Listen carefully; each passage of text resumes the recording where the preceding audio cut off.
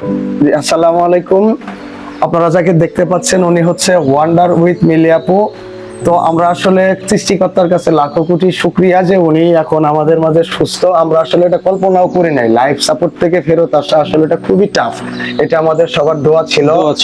যখন আমরা এই পোস্টটা প্রথম দেখি তখন পুরা ছাত্র ওঠে বুকের ভেতর, এবং ওনার সাথে হয়তো পরিচিত ছিল না, বাট যখন অযাচিত করের বিরুদ্ধে আমরা আন্দোলনে যাই তখন উনি একটা স্টেপ নিয়েছিল।